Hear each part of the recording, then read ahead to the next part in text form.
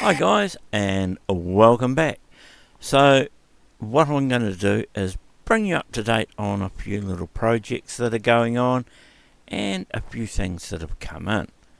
So not a repair video, but some interesting stuff just the same.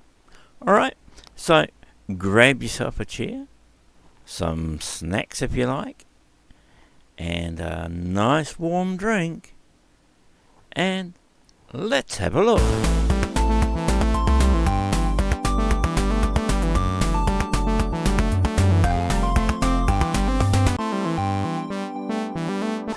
So guys, update time.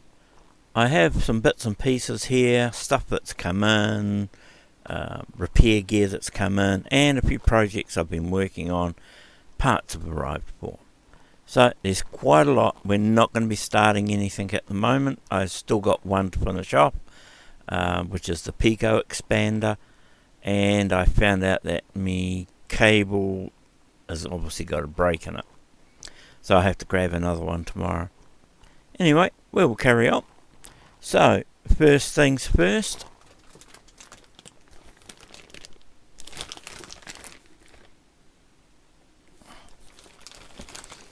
a big box from JLC PCB. We know what this is going to be, don't we? So anyway, these came in the other day, and it's all part of a project I am doing. And look around at the moment, guys, as I was saying on one of my other videos, that the pricing on getting boards made and shipped and that has changed a lot. And I love PCBWay and the quality of their stuff and that, but their prices have just gone, since they started doing so many other things, their prices have just gone really sky high. They are cheaper for some things than JLC, but I find that once you're going into manufacturing, if you want to get them to build the boards for you, they get really expensive. And I do know that when I used to get them to do my boards, I would put my bombs and that in and my position files, etc., and that was all good. I might have to adjust something in one of the position files, but now I sort of find that unless you put in an exact manufacturer's part number, they don't want to do anything with it. They send it back to you and saying not enough information, so it gets a bit annoying in that you spend all this time designing up a project and you're using your CAD program, which has all the footprints and the part numbers and all that in it. You put it in, and then they want a specific manufacturer's part number. Other than what you've put in, it's this IC, this package, this pin spacing, you know, and you tick the box to say use their replacement parts if it's not available or their parts are cheaper, and they still want you to give them exact part numbers, and I find that's a bit annoying. Yeah, my bit of a moan. Anyway guys, I've just undone this box and I'm just taking them out and sticking them on the bench so I can get this stuff out of my way, because I don't have a lot of room in here. So one of the first things you'll notice, it was such a big box, are these. This is part of a project. Another bit of the box are these. Another part of the same project. And the last one are these, which is another part of the same project. There are another couple of boards to come in for this project, and if you haven't really worked out what it is, these are keyboards for a project I am building in a 3-in-1 system. Now these were so cheap through JLCPCB. I got 5 of these. I got 5 of these. And I got 5 of these for cheaper than I can get 5 of these from PCBWay. And that's what I'm saying. And that's with the colour change. So you need to double check on your pricing. I usually put it into both and see who gives me the best price. Sometimes the fastest turnaround, but 99% of the time I'm not worried about that. So if it takes a week extra, so be it. The other thing I've found is that PCBWay, sometimes when they don't have a stock of an item, it can be delayed a month until they get the parts in. Why don't you just change it with a compatible part? You know, and this is the whole thing. Put your part number in here. And it's like, well, there's about 20 manufacturers of the one part. Grab one and stick it in. Anyway, I would do it myself. The problem is my eyesight is not good enough to do those SSOPs and TSSOPs. I can't get down that fine. I probably could, but I can't guarantee that there's no bridges or anything like that. I physically can't do it. And I can't afford to get a large hot plate to do it for me. I do have a small one which will probably do those size boards, and that might be something I'll need to have a look at. There's one I built, if you look at my tools videos a while back, there was one I did, and I did 5 of them and sold them to guys, and a lot of them were really wrapped in doing work with them. And it runs off 12 volts. So now I have my bigger 12 volt benchtop power supply, because that was one reason I wasn't using it, is that the 12 volts I had was, the power supply I had was only a 3 amp, and it drew more than that when it heated up the board. So anyway, maybe if I'm going to do more of this sort of stuff, and most of my stuff I'm getting into like 4-layer boards and that now, but they're only single-sided still. I'm not gotten into double-sided yet, because even when you're getting them fabricated, it adds into a different cost being double-sided, and yeah, it just goes on and on. But anyway, that's what I've got there. And then also these came in.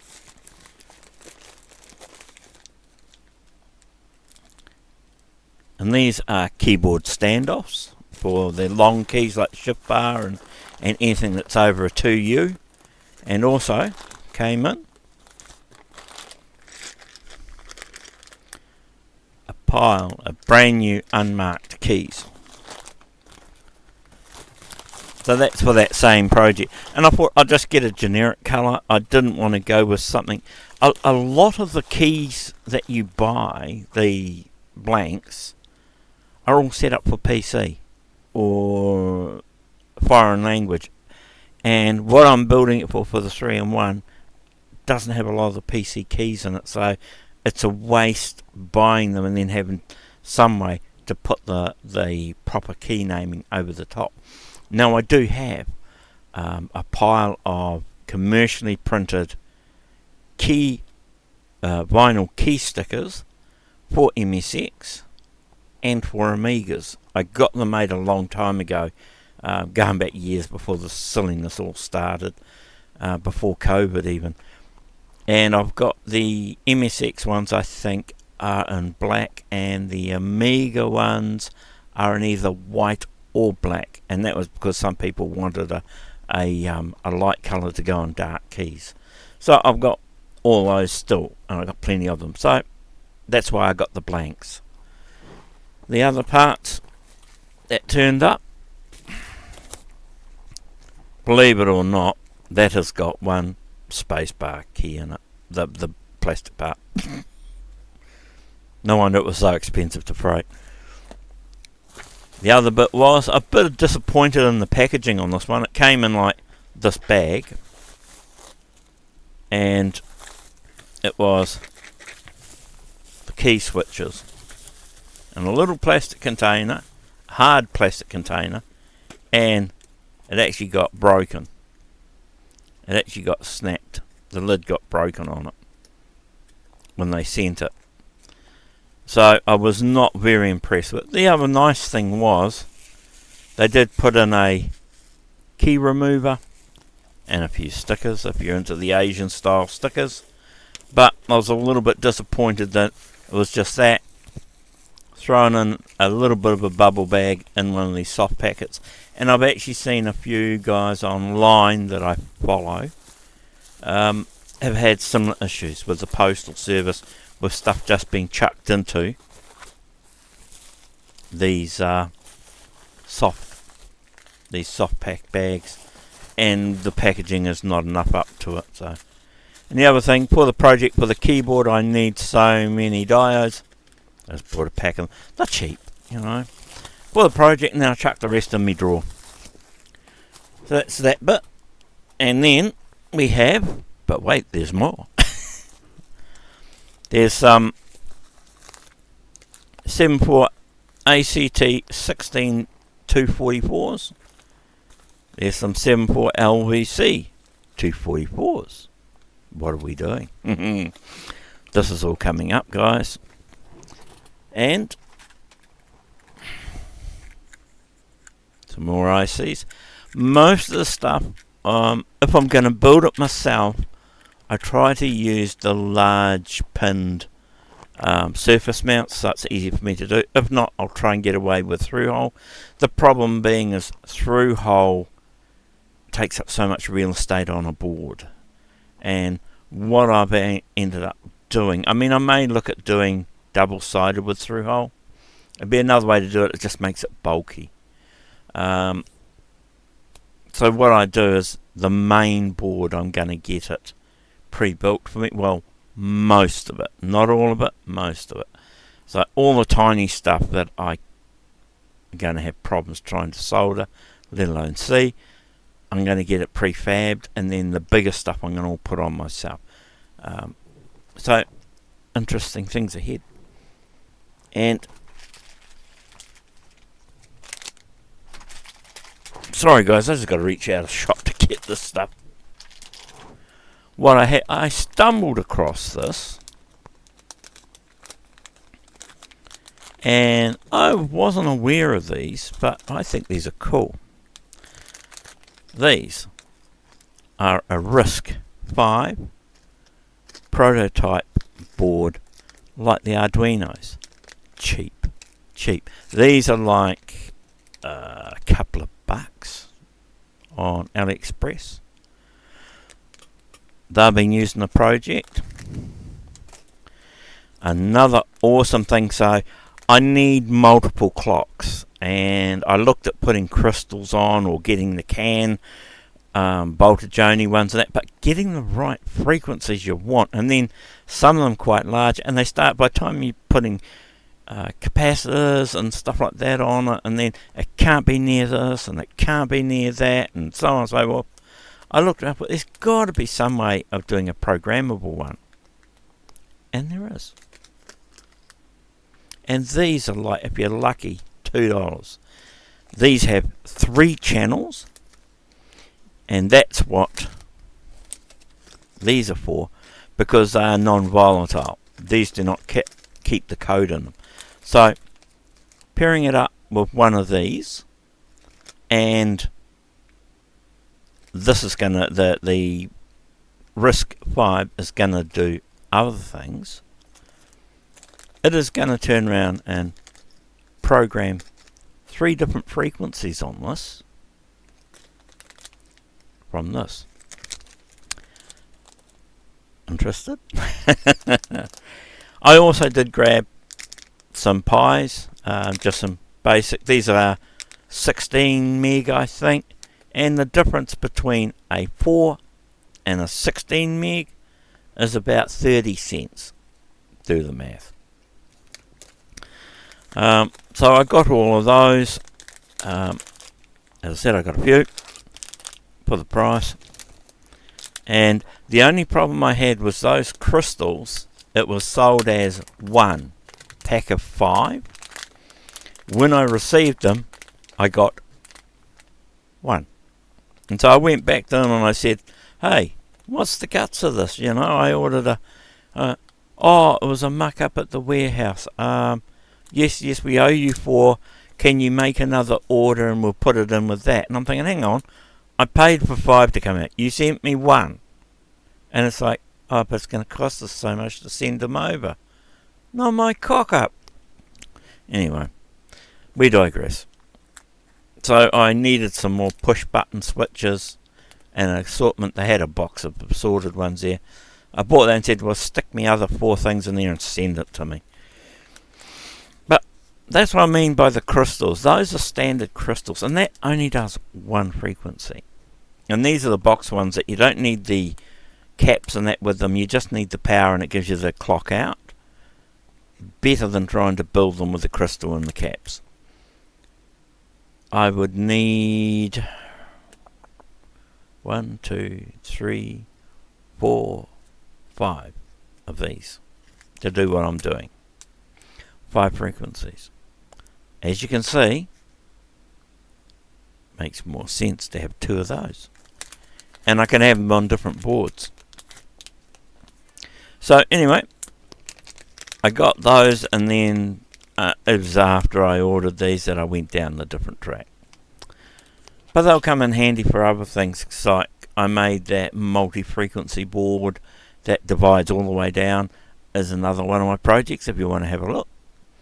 So a lot of the stuff, if I do it, guys, it's on PCBWay shared projects. So if you want to look for anything like that, when I've got it and proven it to work and it's working within what I wanted it for, then the boss has decided she wants to come in and be a pain. So when it's finished for what I'm using it for, then I'll put it up there. That's up to you guys. Okay, so that's all those bits and pieces. I don't think I've got any more kicking around. Oh, maybe those. So, but other than that, I think that is roughly about it. There might be the odd bit and piece kicking around. There are some bits on their way in. Yeah. So I think we'll go to the overhead and look at the rest of it. So here we are. So the rest of the stuff on the bench. I got a pack of these. I need some 1.2 volt regulators, and these are surface mount ones. These are easy enough for me to do, even though they're quite small, because there's only 4 pins, 3 on one side, 1 on the other, which is the tab. But you can get these in a pack, and they go all the way from 1.2 volts up to 5 volts, and a whole pack of the surface mount ones. And cheap too. They were cheap. That was like about $4 for the whole pack. So I got those. I watched More Fun making it and More Fun fixing it in the UK, and he does a lot of Spectrum, Commodore, and that sort of stuff, repair stuff, and a lot of charity things. And he picked up one of these off AliExpress, and I saw it, and he says they were really, really cool. He's had a couple of them he's tried. This one he really, really liked. So I had a look. They're not too dear. And so, and I mean not too dear, they were probably about $4, $5, something like that. And what they are, as you can see, is squeeze solder paste. And so, they come out, and the nice thing is, they come with 2 extra nozzles. And what you do is, there's a button on the back here, this one here, and as you see that trigger flips up. What that does is undoes the locking groove underneath here, so you can actually push and pull this in and out. So what you do is you pull it out, the top of your flux, where the plunger goes in, slides down into here, Then you push that to take up the slack, and then you put your nozzle on the end, and then all you do is, when you want to use it, you just hold it, and when you push it down with your fingers, it just gently moves it through and down the end. And it is very, very precise when you're using it. My flux is just about out, and I've got to put a new one in. I've just got to grab a new one to do it, but I haven't done it. So I thought I'd show you guys.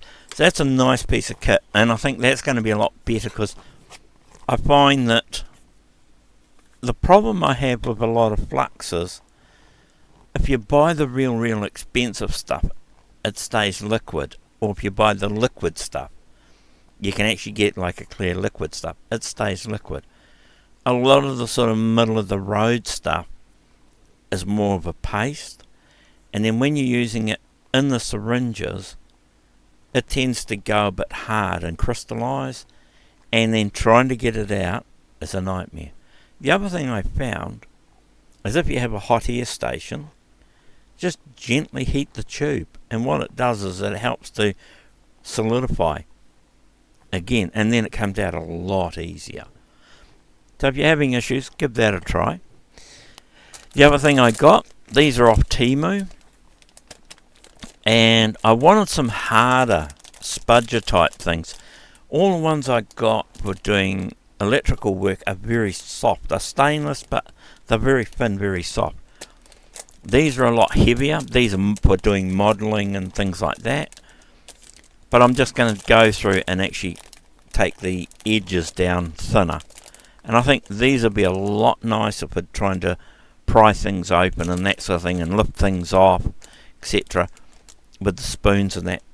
Even like underneath chips and prying them up and things like that. And they're cheap. The other thing I got was some more leads. And these are the ones that you can actually put on the clips. So they have an option to have crocodile clips put onto them. Or, the other nice little thing, I find if you want to check voltages on that in these, they have these. And these are very small points in the end here. And when you turn this, it actually screws down a needle that then goes in and pierces the shielding on the wire, and they just plug into the end of the leads for the multimeter. I thought those were quite handy. So I thought, and cheap, I thought, well, give it a go. If not, I've got another set with reusable crocodile clips. And the other thing is having that type of lead, what it means is that I can actually make up different leads to go on it. So I can get the ones that are like on the end of my bench power supply here, these little clip type ones, and I can make them up and put them on, you know, and I can make up, if I need to, RCA connectors and power connectors, you know, barrel jack power connectors and that sort of thing. I can make them all up to go on to that. So that's really, really cool. So those will be useful. And the last thing I got, and I thought it was a lot bigger than what it was, is the silicon mat. And it wasn't overly expensive. It comes with this, and I think that's something to do with cell phones. But I thought it was more like the size of my white desk pad. But no. I mean, this is just a Teflon pad. I wanted to get a silicon one to go over the top because it's getting a bit grubby and so forth. And it's more ESD than my nylon one is. But it's a bit small. I'm a little bit disappointed in that. And I looked through and sort of looked for the big one. But their idea of big and my idea of big are two different things. So I'm going to have a look around with just a plain mat, I think, and see what there is. And I don't care if it's just flat and it's got nothing else on it, because I'm not really going to use it for much else. Right, the boss has just decided it's too much hassle sitting on my knee, so she's gone. Anyway, so that's probably going to sit in the back there. I might find someone who wants it and move it on, because I don't really think it's going to be of much use to me. It might be alright for doing those small boards, but then it's a pain in the ass. I've got to move it away and for doing bigger stuff, you know. I'd rather have one that just sat there all the time. Anyway, so that is that, guys. So, I think that is everything that I have got in. I don't think there's anything else I need to tell you about. There's a few other projects that are going to be coming on. Toroidal transformer for another project, and there are a few other bits that go with that, and some parts I have to 3D print. So there's all that stuff coming up, and I've got to get on to and do another SPI video for the Homer Spectra video. I have had a couple of people sort of saying, oh, the AI voice in it. I use the AI voice because I find that if I draft something up, it's going to come out how I've drafted it up. And it's only about, at the most, 9 minutes when it goes through the history of the bits. Then I do my own voiceover part at the end of it. And they were quite happy that I did that. But that is why I do it. And sometimes the words are not quite right, but that is because AI is not quite there with a lot of it. But it is what it is. It gets you the information and what I'm trying to pass on to people. But anyway, there's been a lot of good feedback with those. Quite a few people have gotten back to me and said, oh, I've never seen the insides of one of these before, etc. I think it is worthwhile doing. Alright guys, sorry it's no repair video. I do have a lot of repairs to do. But at the moment it's just things been a little bit all over the place for me. And we won't need to get into things like that anyway. But it's coming into autumn here. We're going to be heading into winter soon, as we've got the storms starting to come through from up in the tropics coming down towards us. And it's going to give me a lot more time in here to start sorting this stuff out. I will be getting on to that. So guys, that's where we are. I still have lots of things I need to go through and sort out. I've got all my boards and stuff. It's time, sitting down with time to do them all, to carry on. And when I get small hiccups like my cables don't work for programming and stuff like that, it drives you nuts. It really does. So now I've got to wait for the shops to open tomorrow so I can go down and get one. And I made sure it was the cable because I tried some brand new Picos and same thing. Didn't recognise them. Doesn't see they're there or anything. So I'm picking up that it's the cable. Anyway, that is me for now, and I will catch you guys later. I don't think there's any other updates I have for you.